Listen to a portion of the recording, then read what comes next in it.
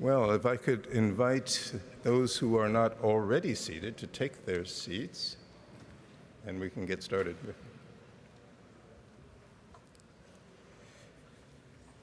Well, good morning, everyone. My name is George Moose, and as the acting president of the United States Institute of Peace, I'm delighted to welcome you all, both those here in person and those who are joining us online, to the 2024 African Growth and Opportunity Act Private Sector Forum. The Institute is pleased to be partnering in this event with the Corporate Council on Africa, which is ably represented by its president and CEO, Flory Leiser. And it's also a very special day when we are privileged to have two cabinet officials in the House. We will be hearing shortly from U.S. Trade Representative Ambassador Catherine Tai, and then from Secretary of State Antony Blinken, who, in addition to being a statutory member of the Institute's board, is also one of our most trusted and valued partners. Their presence and their participation send a strong and clear signal of the U.S. commitment to Africa's growth and development. I will also note that Africa is also well represented here today, and allow me to extend a special welcome to His Excellency Albert Muchanga, the Africa Union's Commissioner for Economic Development, Tourism, Trade, and Mining. So for those of you who may be coming to the Institute for the first time, USIP is a national, nonpartisan, independent institution founded by Congress in 1984 to help mitigate, resolve, and prevent violent conflicts abroad. The Institute has a long-standing and growing engagement with Africa. Our work supports national and regional efforts to address the drivers of conflict and extremism, and to foster peaceful democratic transitions. The Institute's research demonstrates conclusively that economic underdevelopment is one of the most potent drivers of violent conflict across the continent. In April, the Institute released a senior study group report on critical minerals in Africa, an area of increasing importance to African prosperity and development, as well as to American security. Our report recommends best practices to develop mutually beneficial partnerships for the exploitation of critical minerals. And these proposals would strengthen the security and reliability of mining operations and supply chains. But equally important, they would ensure that the benefits of the economic growth and development generated by these investments are shared with the communities where the minerals are mined. Thus, trade and economic growth are not just economic imperatives for the continent. They are critical to the promotion of peace and security, and, as importantly, to the ability of African democracies to deliver for Africa's citizens. For the past 24 years, the AGOA trade program has been a key pillar of support for these efforts, encouraging American commercial engagement across the continent and expanding the market for goods grown and produced in Africa. An institution that has led the way in building an effective and sustainable business and investment relationship between Africa and the United States is the Corporate Council on Africa. And I can proudly claim to have been present at the Council's creation in 1993, and to having played a modest role in its founding, which occurred during my tenure as Assistant Secretary of State for Africa. And that is why I feel especially pleased and honored to welcome and introduce Flory Leiser, President and CEO of the Corporate Council on Africa. Ms. Leiser has brought to the Council a wealth of knowledge and experience, notably including her role as Assistant U.S. Trade Representative for Africa, where she oversaw implementation of the African Growth and Opportunity Act, as well as her work at USTR on telecommunications and market access, and her ongoing membership on the Sub-Saharan Africa Advisory Committee of the Export-Import Bank. Please join me in welcoming President Leiser.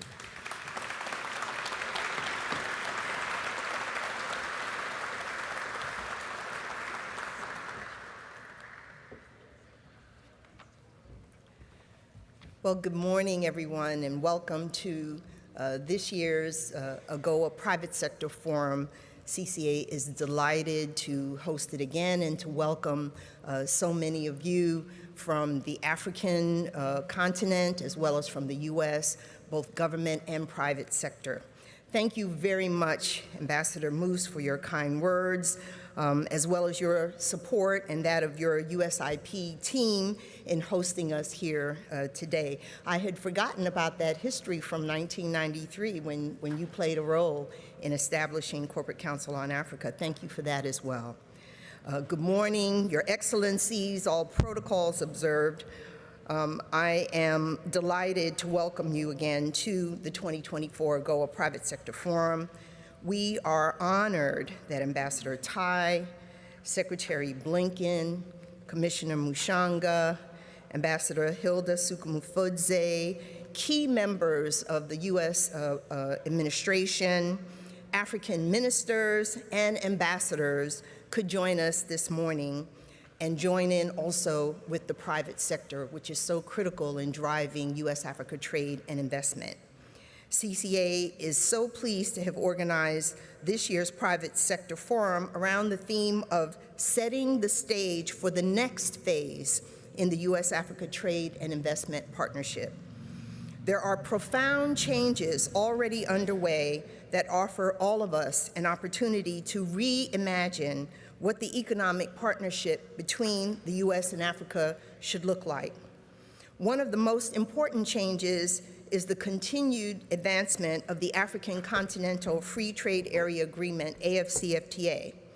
This will be a game changer in terms of creating opportunities for regional and continental value chains while making African companies much more competitive and stronger partners.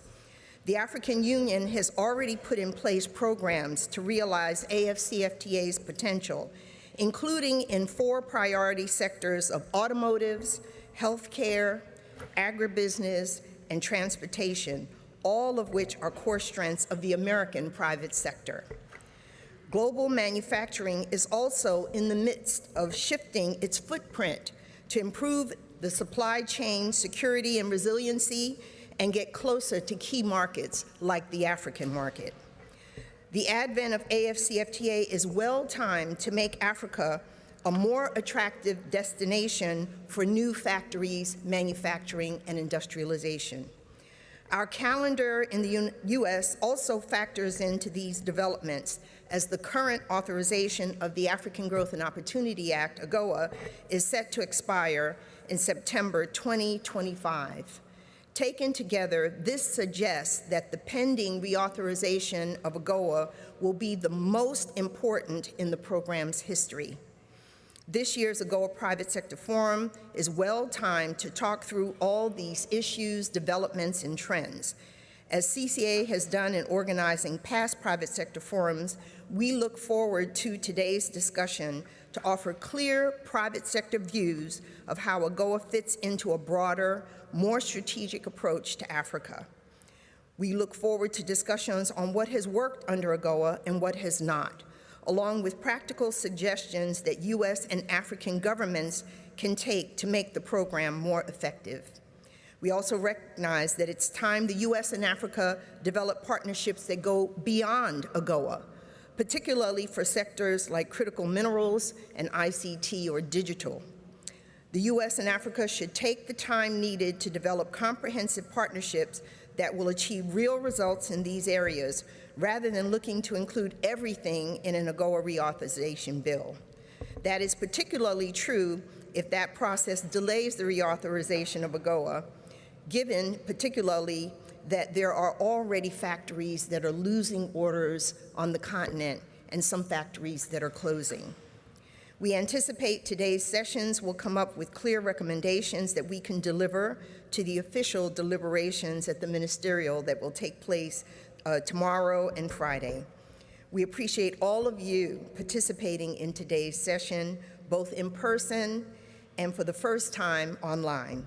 And we look forward to your thoughts and suggestions, and we'll work with all our partners in government as well as private sector to schedule a readout in a week or two to keep that conversation going about AGOA. Let's take it beyond these next few days of the AGOA Forum and make sure we continue to engage so that AGOA can actually do all that we know it's capable of doing. With that, I am pleased to welcome Ambassador Catherine Tai, the U.S. Trade Representative, to the stage for her welcome remarks.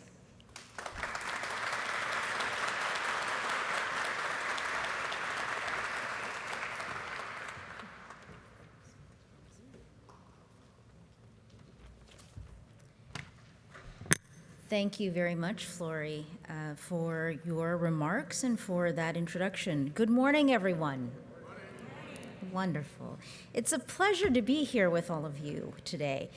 I first want to thank Flory and George and everyone at both the Corporate Council in Africa and the U.S. Institute of Peace for organizing this event. I also want to congratulate CCA on organizing what I understand was a very successful U.S.-Africa Business Summit in Dallas in May. Now, while I wasn't able to join you in person, I did send some video remarks, and as I said in those remarks, which I do remember what I say in those remarks, America and Africa, we share an intertwined history, and there's no better time than now to turn our old history into new history. And I'm so extremely optimistic about our future, not only because of the work that we do in government, and not only because of the work of one company or organization, but because of the people of Africa. I was honored to lead the U.S. delegation to last year's AGOA Forum, which took place just outside Soweto in South Africa. And I remember touring that incredible Made in Africa exhibition that we were just talking about during last year's AGOA Forum with President Ramaphosa and former Minister Patel, and this enormous crowd of singing, dancing, cheering, celebratory colleagues. The exhibition showcased almost 500 companies from across the continent, many of whom are exporting to the United States. And as I walked through the exhibition and saw firsthand the variety of products from massive drones to delicious foodstuffs, beautiful jewelry, really excellent peri-peri sauce as well, I could see the pride the business owners have in the things that they are making. They were so proud of what they made, who they were making it with, and where they've been able to sell and share their goods, including right here in the United States. And for me, it was an incredibly important reminder of the impact that AGOA has on real people and real lives. The woman entrepreneur I met seeking to expand her extremely successful macadamia nut processing business, the small business owner making apparel and handicrafts, the students and the young people waiting to make their mark. When I say that AGOA is the cornerstone of our economic partnership, I don't mean it in the abstract. It has positively touched so many people's lives already, and it has the potential to do so much more, especially during a time when more people are feeling an increased sense of economic insecurity. Our trade tools must be used to democratize economic opportunity for more people. They must be used for building out the common good. And in the midst of so much uncertainty that we are all experiencing in our economies and in the global economy today, what must remain constant is what we stand for, what our values are. Because our economies are more than just a set of statistics. Our economies are made of people. So our economic policies, including and maybe especially our trade policies, we know must serve our people. This is foundational for the Biden-Harris administration, and it's foundational for AGOA itself. The AGOA Forum this week is important and timely because we have an opportunity to make it even better and more effective. We can do more to improve utilization rates, especially for the smaller and developing countries on the continent. We can do more to make sure that the program is more responsive to more of today's challenges, like supply chain fragility and the climate crisis. We can do more to bring more voices to the table, especially women, youth, smaller companies, and the African diaspora, and actually incorporate their voices concretely into our work and into this next iteration of AGOA. Private enterprise, which is all of you here today, you have an incredibly important role to play to realize these goals. American and African companies, including many represented right here in this room today, have helped to turn AGOA's vision, this program, into concrete results. Many of you have been devoted to this for a long time. Now is the time for all of us to come together to renew that devotion. You stand for so much more than the products you sell or the services you provide. So let's make this next era of AGOA even more transformative for more people across the continent. And along the way, let's build the partnership between the United States and sub-Saharan Africa to an even stronger one than we have had in these last 24 years. This is not just for the big companies, but also for the smaller ones and for all of our workers. You all bring unique and critical perspectives, and I'm looking forward to hearing from you all over these next few days. Thank you so much for this opportunity to address you. I hope you have a productive and meaningful forum, and I am pleased and looking forward to these next few days along with all of you. Thank you.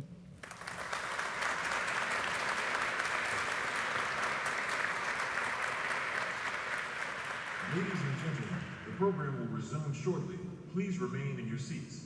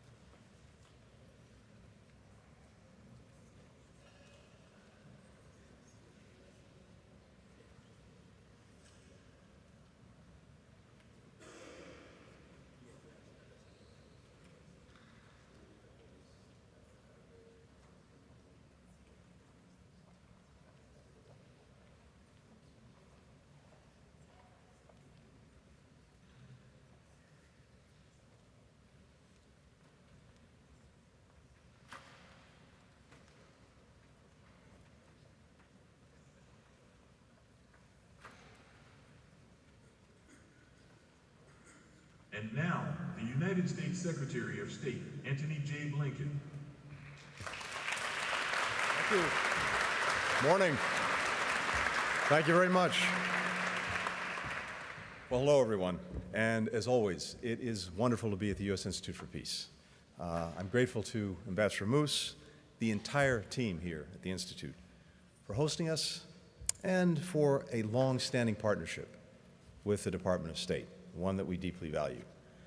To Ambassador Tai, my friend and colleague, Ambassador Muchanga, Flori Leiser, champions of AGOA from across the African continent, including from the private sector and civil society, thank you. Thank you for all that you do every day to strengthen the economic partnership between the United States and the countries of Africa. For decades, our businesses, American, African, have helped create jobs, uplift communities on both sides of the Atlantic, and build stronger connections between our people. Over the last 2 decades, a key pillar of that partnership has been the African Growth and Opportunity Act. By allowing products from sub-Saharan countries to enter the United States without paying tariffs, AGOA has let entrepreneurs expand to new markets, to grow their businesses.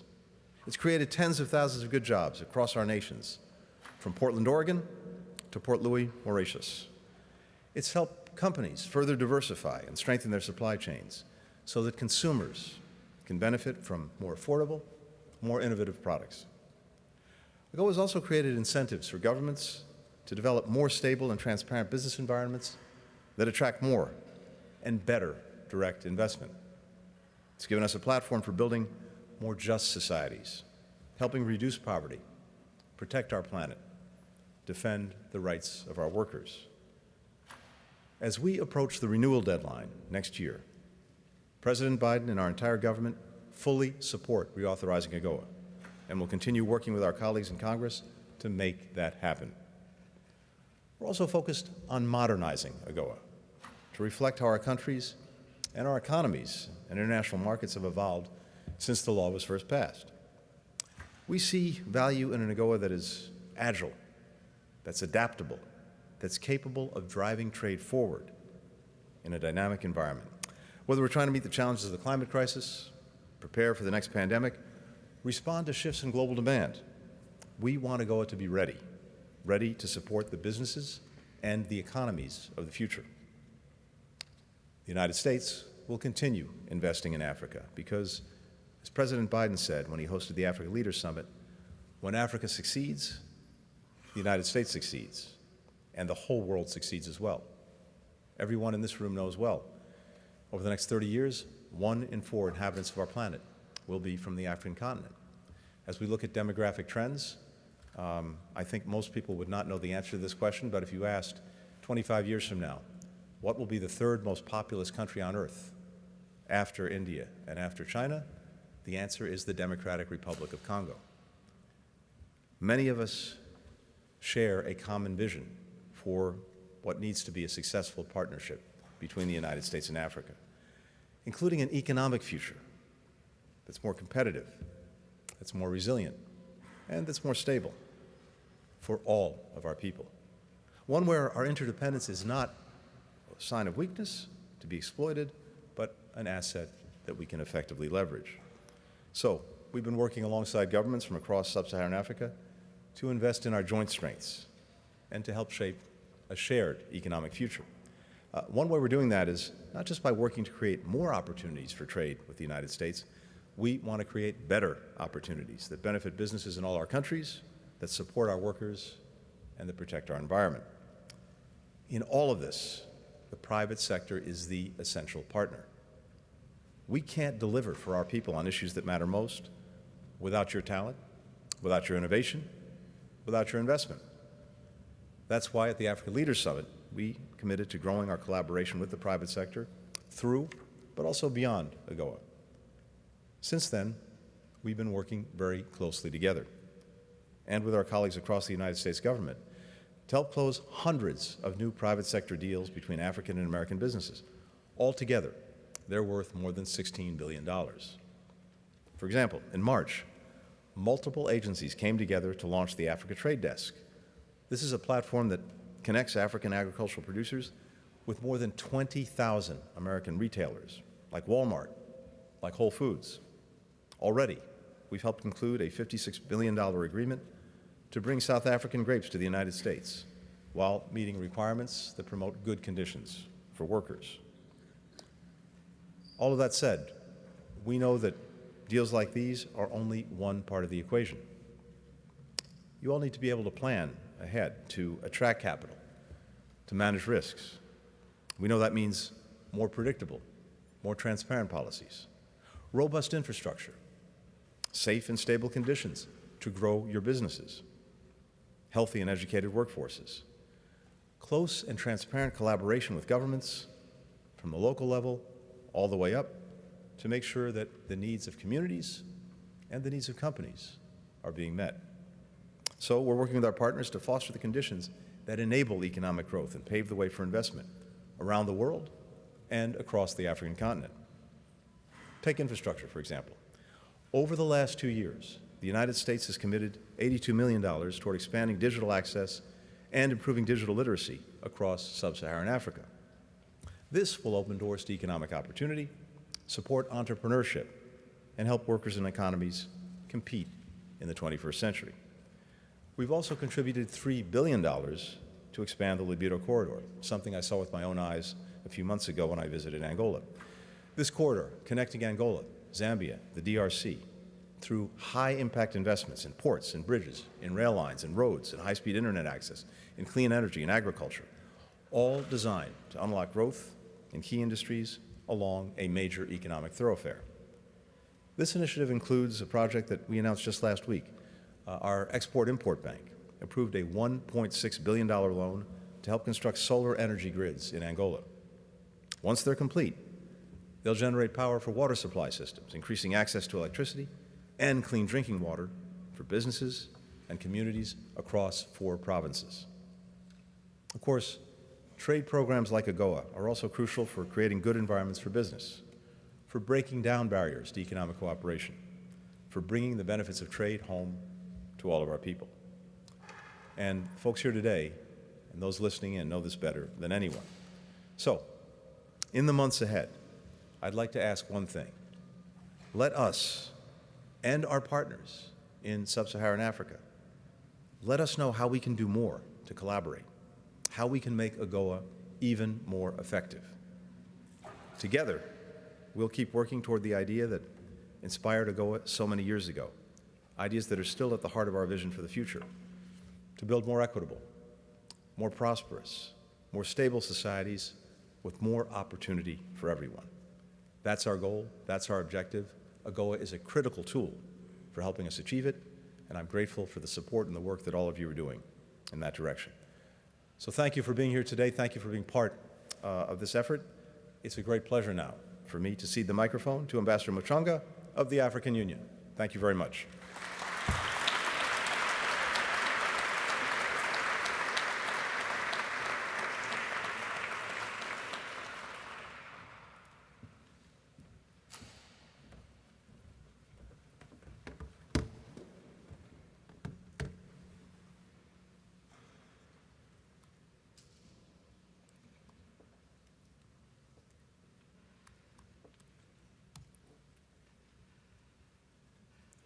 Thank you very much, Secretary of State, Honorable Anton Blinken. And I'm going to ride on all the protocols that were made earlier and respectively say, all protocol duly observed. And of course, it's very heartening to see that we have in our midst 2 cabinet members and a lot of ambassadors and a lot of members of the private sector, which shows very good, very high interest in the partnership that is evolving between Africa and the United States of America. As we meet today, I think, as indicated by my very good friend and sister, Flori, Lisa, we are setting the stage for the next phase of investment and trade partnership between the United States of America and Africa. And as we look to the future in this partnership, we do so against a background of significant developments in Africa's commercial sector. We are meeting when we are 3 years into the start of trading under the African Continental Free Trade Area. This is a major lever for the productive transformation of the African continent. It is opening up investments in many sectors, including the development of regional, continental, and global value chains. As already indicated, we also have the Lobito DRC-Zambia Trade Corridor, which is opening up inter-country transport, communication, and energy connections, in addition to the development of agriculture and mining. Furthermore, we have complementary platforms to these markets, some of which have started operating, and I'm going to mention a few of them.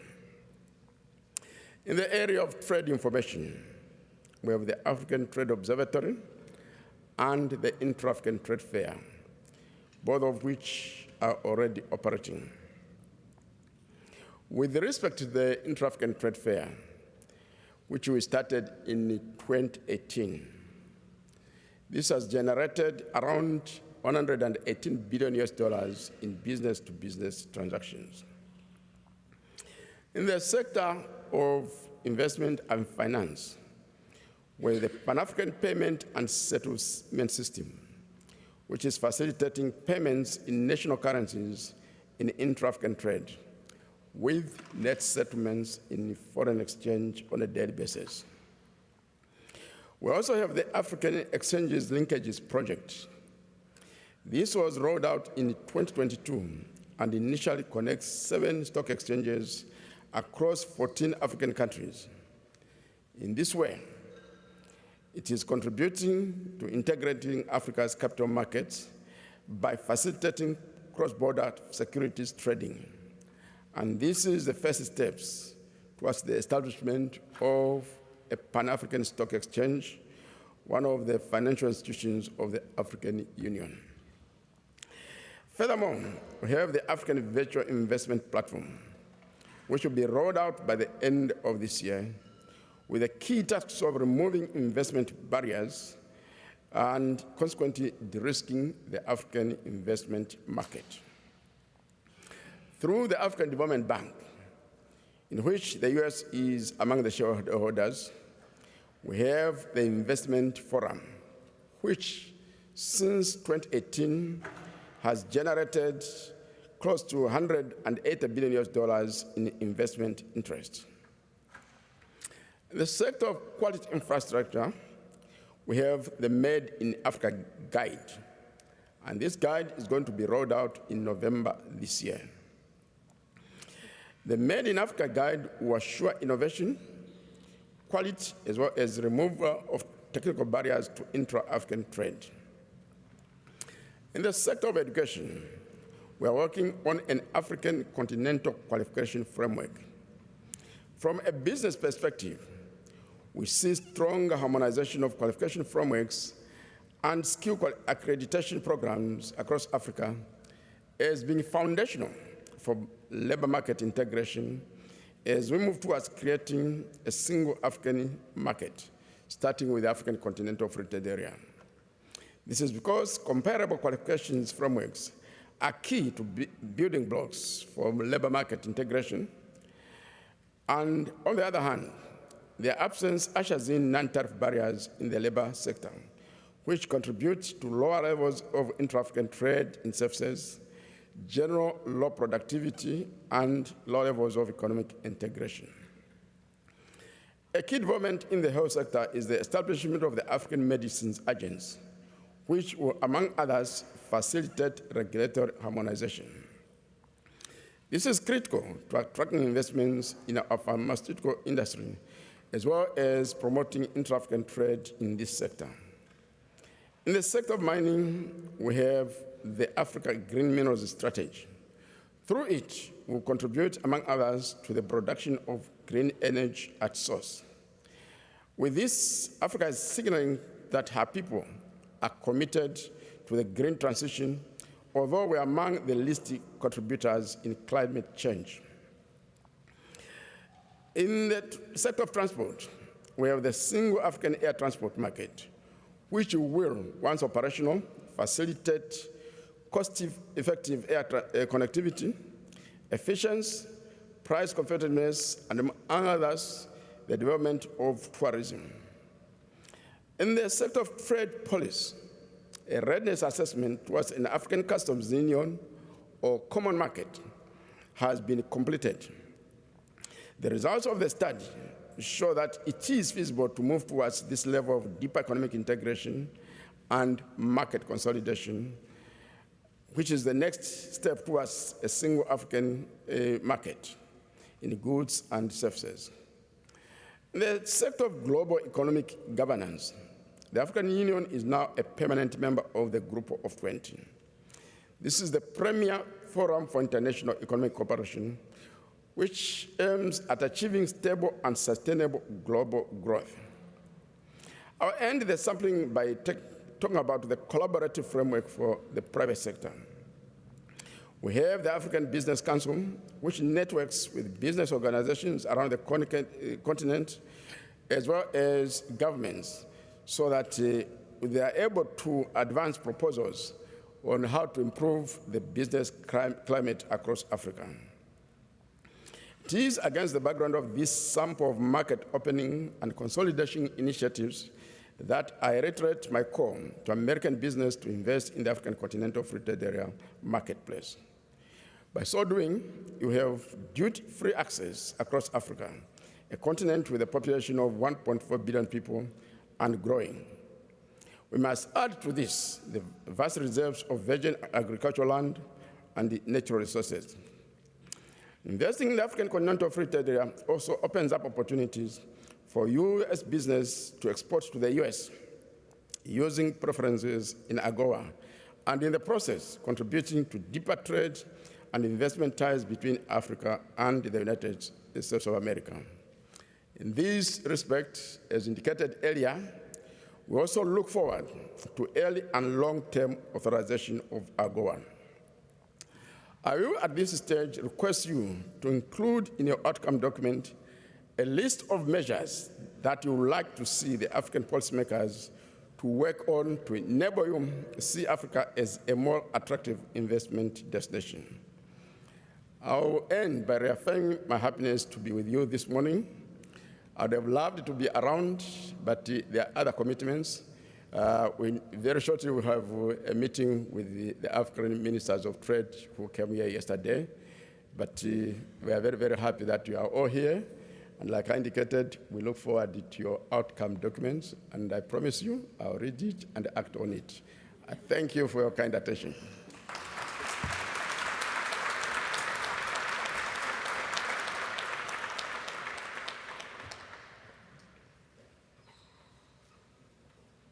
Ladies and gentlemen, please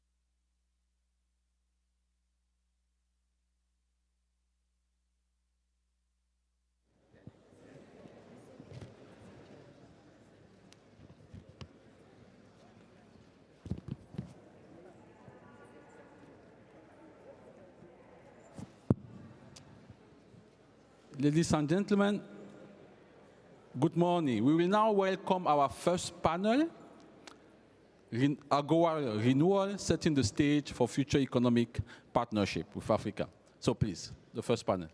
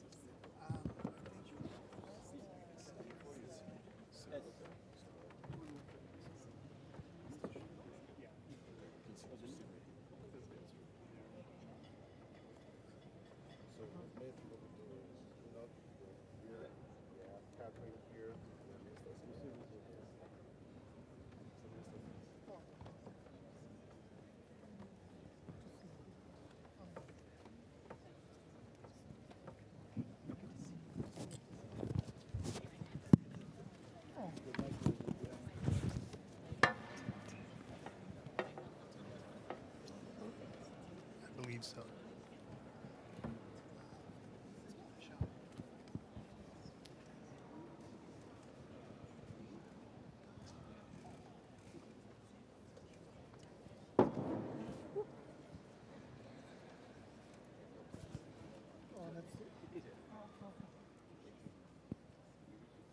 Good morning, everyone. Welcome, all protocols observed. It's a great pleasure to be here today and have an opportunity to moderate a very esteemed panel of the minister from South Africa to join us, as well as some distinguished guests from the private sector. We also have an attendee who will be participating in the panel virtually, and we're very pleased that he could attend as well. So this morning we're going to have a kickoff discussion. It's going to be a bit brief, given the packed agenda we have this morning. We're going to talk a little bit about setting the stage for the next phase of the U.S.-Africa economic partnership. And as mentioned, we're joined by a very distinguished panel this morning. I'll start with the Honorable Parks Tau, Minister of Trade, Industry and Competition from the Republic of South Africa. Welcome. We are also joined by Ann Elliker, who's the Group Head, Client Coverage, Corporate and Investment Banking of Standard Bank. Thank you for being here.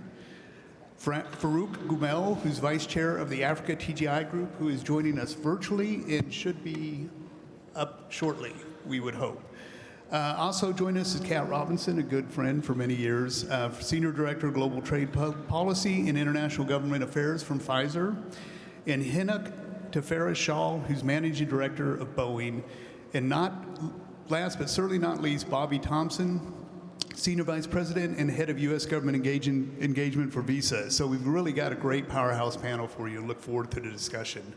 The full bios are available online and also in the other materials that have been distributed.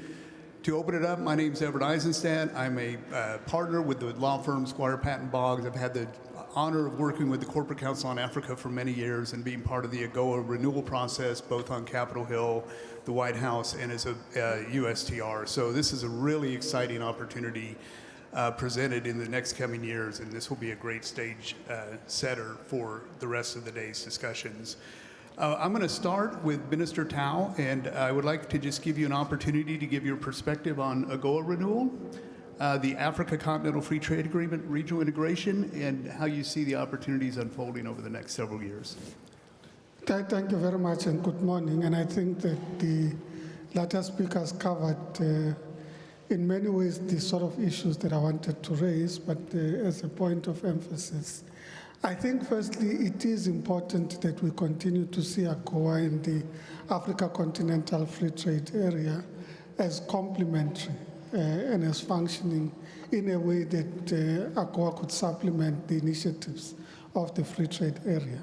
In many ways, African countries are demonstrating increased improvement in the levels of value chain integration, but the reality is that that value chain integration is happening at a primary level. The opportunity currently provided is for us to upgrade, if you like, the level of integration and to get to manufactured goods and value chain integration at a much more secondary level in terms of the opportunities that avail themselves.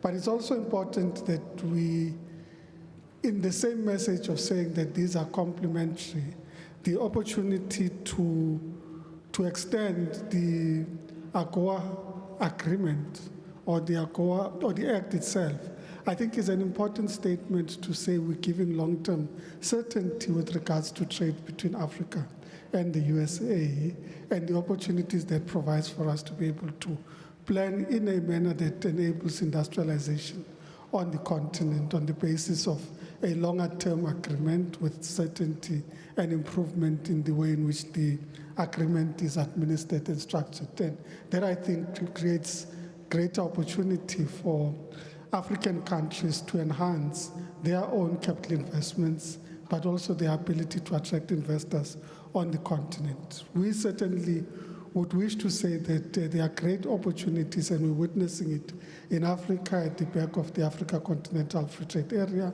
the increased extent to which our own manufactured goods are getting access onto the African markets, and we've seen increased trade between South Africa and countries in the region, and we believe that further investment creates that opportunity to leverage off these improvements that we ourselves are currently witnessing. Thank you.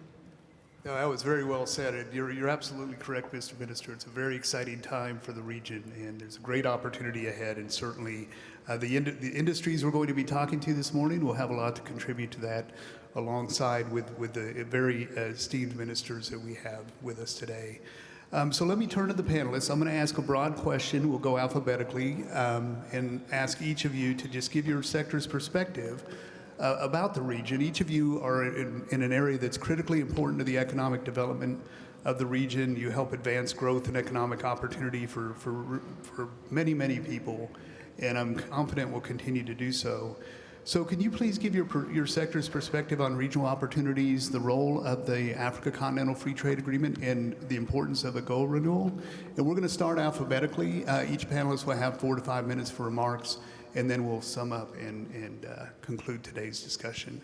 I'm going to start with Anne, who was working with Standard Bank. We can give a sector from her perspective from the banking sector. Thank you, Anne. Yeah, thanks a lot, Everett. It's a real pleasure to be here with all of you this morning. For some of your audience, they may not know Standard Bank. Standard Bank is the largest bank in Africa by way of assets. And importantly for this discussion, the leading bank from a US-Africa trade investment perspective. And that's relevant because it really gives us insight into how our clients are operating on the continent. And we've been acting on the continent for several years. I was listening to the previous speaker, and I was actually reflecting on a little bit of history. And when I think of the reauthorization of AGOA at this moment and the development of the Africa Continental Free Trade Agreement, it's really pleasing to me that every single speaker has spoken about that together, because we see it playing out with our clients on the ground. Trade is part of our DNA in Africa. So actually our ability to trade into the largest unified single market in the world is important for the development of the continent, but actually it's important for the commercial realization of the companies that are operating on the ground. So when I'm speaking to my clients, that's what I see. When I'm listening to the clients who want to invest for the future, who are seeking to expand, then the reauthorization is one of those potential hurdles that they're all dealing with, that they're all thinking about at the moment. But the last thing I would want to comment on, because I'm conscious I only have 3 or 4 minutes, is trade and investment is actually a two-way street. So whilst we often talk about AGOA giving access to African companies into the US, the reality is, as we implement the Africa Continental Free Trade Agreement, as African companies actually continue to develop, I'm hoping that US companies will actually see the commercial benefit of also investing on the African continent. It really is something that delivers, I think, mutual benefit, and we see it at a very practical level. I could go on and on. Oh, I've heard you speak. You've got a lot to offer, and I hope we'll all have an opportunity to talk offline as well. But you're absolutely right. Investment is a key factor, and the opportunities in the region just continue to grow. With that, I'll turn to our virtual panelist, Farouk, who is with TGI Group, one of the powerhouse holding companies in the region, investments throughout the continent. It'll be very interesting to hear your perspectives on the questions that were posed earlier. Thank you, Farouk. Thank you, and good morning, everyone. Can you hear me? Yes, sir. Yes, very well.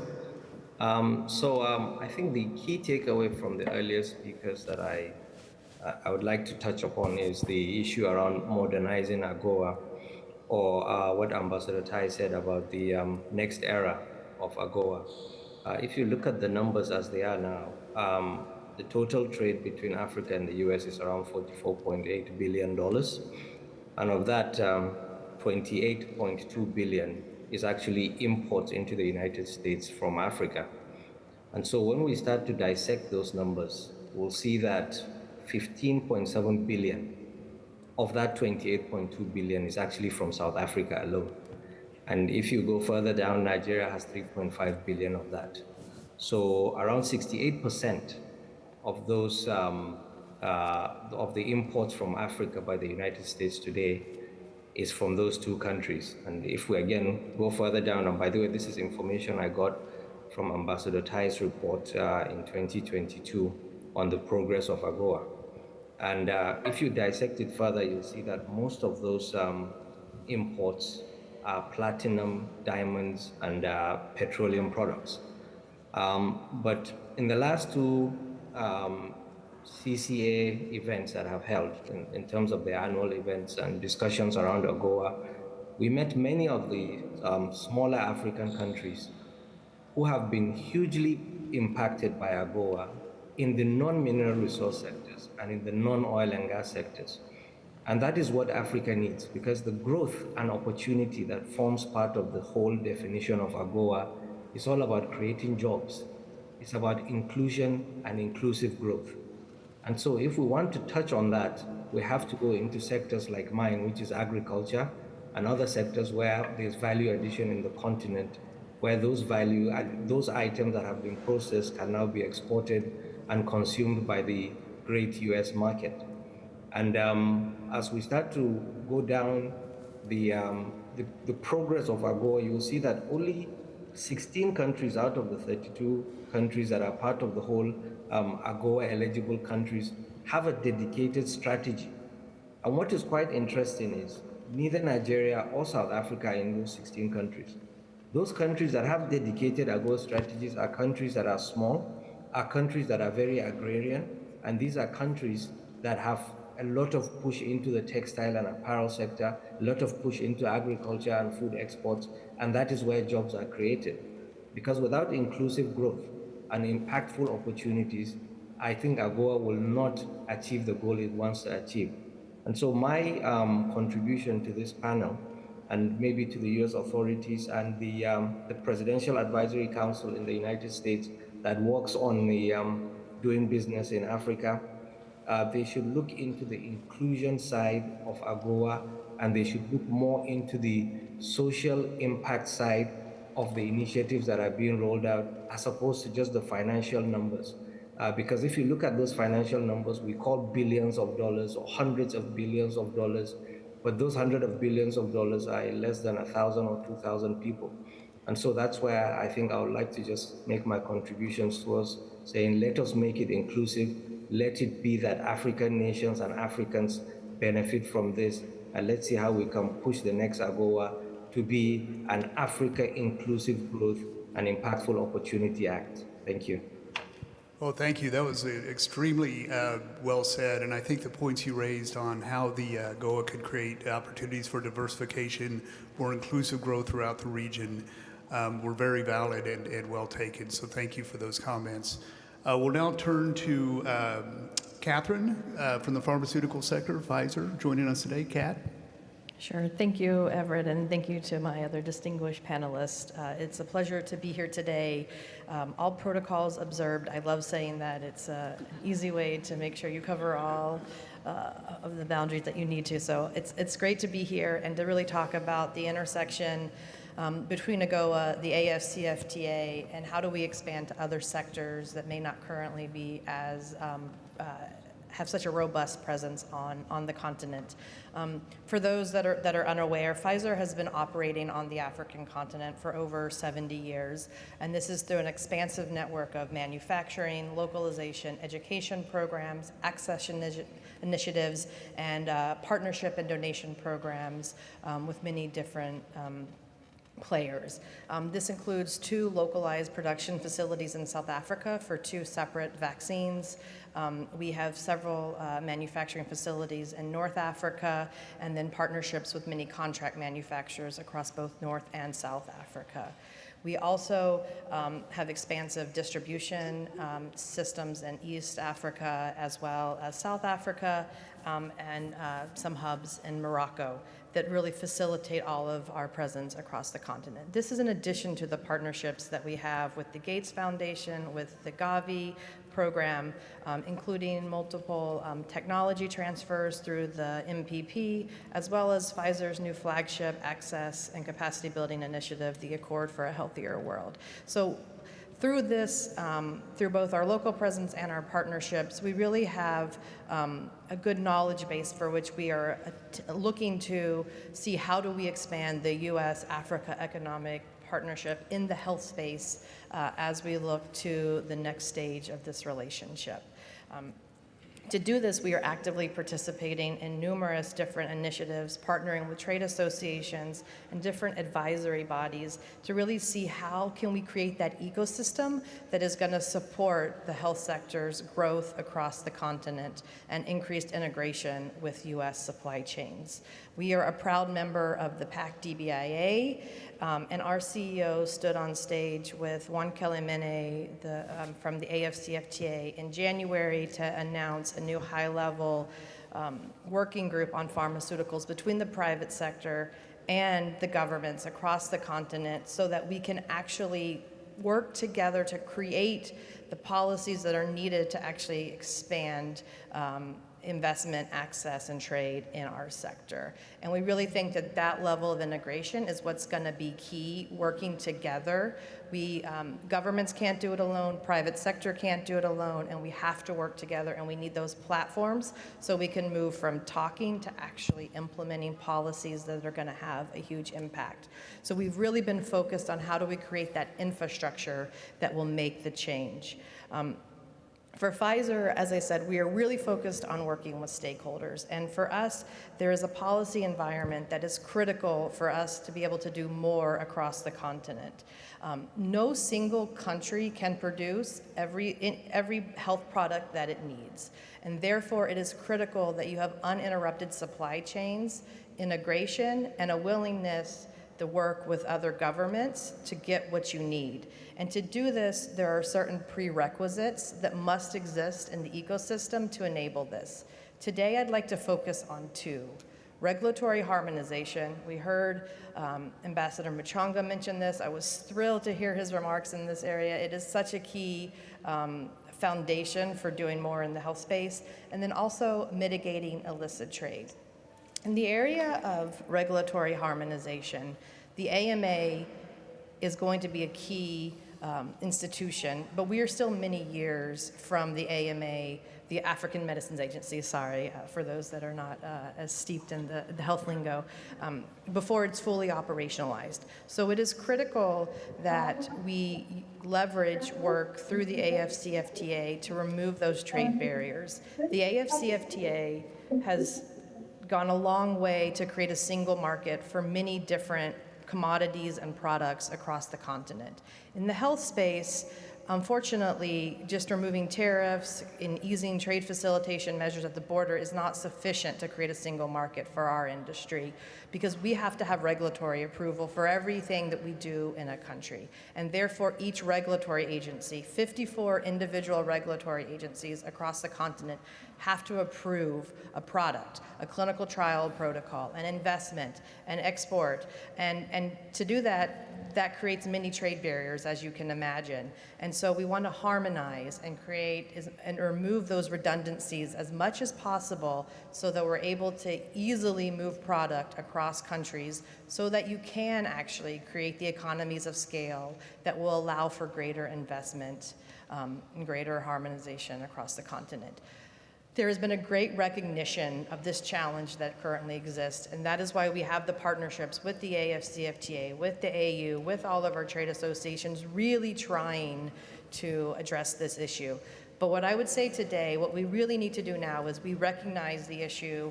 There is tremendous effort on capacity building to help raise the standards within regulatory agencies across the continent and to create the Africa's Medicine Agency. But now we really need to create that political will to push through policies that are going to bring the 54 countries across the continent into a single standard so that you are able to have that single market. So that's one of the big things that I think that the African Union, the U.S. government, the U.S. private sector, we can all work together to work with governments at a local level to see what do we need to do to get these standards in place so that we can create that single market for health products. And then the second issue I'll just touch on briefly is the issue of illicit trade. Unfortunately, there is a significant market and problem with illicit trade, substandard medicines moving across the country, the continent. And the AfCFTA can play a really critical role on trying to curb illicit trade by working on creating a single standard for how do you address illicit trade, helping governments implement track and trace protocols, serialization programs, having the right, several countries across the continent allow for parallel trade, but unfortunately there aren't the right regulations in place that then prevent unregistered medical products from being put into the parallel trade channels. And so we need to work across the continent and with the AfCFTA to have those standards in place that allow for legal parallel trade, but that would then prevent substandard medicines from being able to be transited through those channels. So we're actively working with both the US government, the AU, the individual countries on different capacity building initiatives, technical assistance, frameworks, policy frameworks that need to be in place so that we can all collectively work together to curb illicit trade. Because this is not only a trade issue, but it's actually a patient's issue. It is a health and safety issue that has dire consequences when not managed appropriately. So there are many other issues I would love to talk about, but I recognize time is short, so I just wanted to highlight those two issues as those that we're really looking forward to working with governments and all the other entities working to strengthen the relationship between the U.S. and Africa. Thank you. Thank you, Kat. That was really well articulated, the importance of both government and private sector in the pharmaceutical working together to create that ecosystem for success. So thank you for those remarks. We'll now turn to Henok with Boeing, transportation sector. I think most people know Boeing, and I'm certain many of them came in a Boeing airplane to be here. So thank you for that. Please. Thank you, Everett. It's good to be here at the USIP, and thank you to CCA and Flory for all that you've done for the growth of the U.S.-Africa relations, and all protocols observed, of course. Now, I wanted to say that having listened to the many speakers and their very thoughtful insights, as African, but working for an American company, I see great value in AGOA both for Africa and for the U.S. I think that should be underlined. There's great value for both the U.S. economy, for U.S. jobs, but also for us in Africa in terms of the socio-economic transformation we're trying to achieve. Why is that? I think one of the speakers mentioned earlier how AGOA was only benefiting, or very few countries in Africa are benefiting from AGOA, and in particular the minister from the country, my neighbor, because they have a very strong industrial base, they're able to benefit from the opportunities of us. So in many ways, I think the success of AGOA will be dependent upon us in Africa ensuring that the AfCFTA is successful, meaning we integrate our economies and markets so that as a mass market, we are attracting US businesses to come and invest in the continent. So it's really dependent upon us in Africa to ensure that the fragmented markets come as one and become attractive to private sectors. As Boeing, we are very, very bullish about the prospects of the African market. We foresee that over the next 20 plus years, there will be a need for more than 1,000 aircrafts, and it's a very conservative estimate, in Africa. And today, 2/3 of all commercial aircraft operating out of Africa are Boeing aircraft. So for us, when you talk about aviation, it's really, in Africa, it's really about Boeing that you're talking about. And we see a lot of potential with the AfCFTA being put in place and with AGOA, the aerospace manufacturing in Africa, which is nascent, growing manifold. So you have aerospace manufacturing now in Ethiopia, which Ethiopian Airlines is now part of the supply chain of Boeing. You have the same thing in Morocco, in North Africa, and there are also projects in South Africa. So it's really up to us, I think, to develop the ecosystem and then the policies that enable us to benefit from what AGOA has to offer. As Boeing, we are ready to participate in that effort because we believe it's in the interest of the Boeing company and the business here, and it's also for the benefit of Africa because with the growth and transformation of Africa in terms of business, trade, relations, connectivity will be key. And one of the, I think the commissioner is not here, but one of the critical lacking elements for the success of AfCFTA is connectivity, ensuring that there is enough connectivity between African countries. In order to do that, you would need, of course, aircraft, but you also need what was mentioned by the commissioner, which is a single African air transport market, which is a complement to the AfCFTA and which the commissioner mentioned, and for which we also as Boeing are advocating vis-à-vis African governments so that African airlines and African companies can fly freely without restriction within Africa. That will be a huge boost for investment, for trade growth within the continent, and of course from Africa to the rest of the world. So if Africa is more integrated, obviously it will become a much, much more attractive market for US companies, and then AGOA can play its rightful role. Thank you very much. Thank you. No, that's so true, and the importance of freedom of movement, both for goods and people, will be fundamental to the advancement of the free trade area. So thank you for sharing those insights. We'll now hear from Bobby with Visa, also a long-term colleague and friend. We're excited to hear your remarks today on the financial services sector and appreciate you being here. Thank you very much, Everett, and thank you to all our distinguished guests and Flory for hosting us here at the U.S. Institute of Peace. It's an honor to be on this panel, and I'm really excited about the topic, which is looking ahead for the future of trade and AGOA and what that can mean for all of us who care deeply about Africa. And maybe I'll give a perspective on the digital side, because digital plays such a critical role for what the future can hold.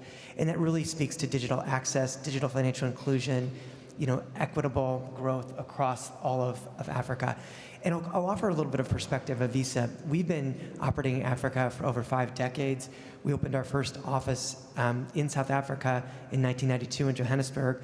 We just opened our 10th office in Kinshasa just a little over a year ago, and so we're excited about the growth that we've seen over our history in Africa, but we know there's much more to be done. So just in context of Visa, we really promote digital payments, digital access, and we have about 100 million cardholders across Africa and over 6 million merchants where you can use your payment credentials. We're very focused on really supporting this small micro businesses across the continent, and particularly women-owned businesses who are such a catalyst for growth, particularly as it relates to trade and what trade can provide in terms of benefits to the society. We also are spending quite a lot of time working with the Africa FinTech community. And for those of you who studied that, you know it's one of the most vibrant, robust, exciting of all the world. And we have a FinTech accelerator program where we can learn the best of the FinTech entrepreneurs, creators, and innovators. And so that's a very exciting area, which we want to bring into the trade context as well. The third area I would just mention is the work we're doing on innovation in Africa specifically to imagine a future of commerce where everybody can access that. And we have an innovation hub in Kenya, which is really providing significant momentum to thinking about alternative and future ways to pay.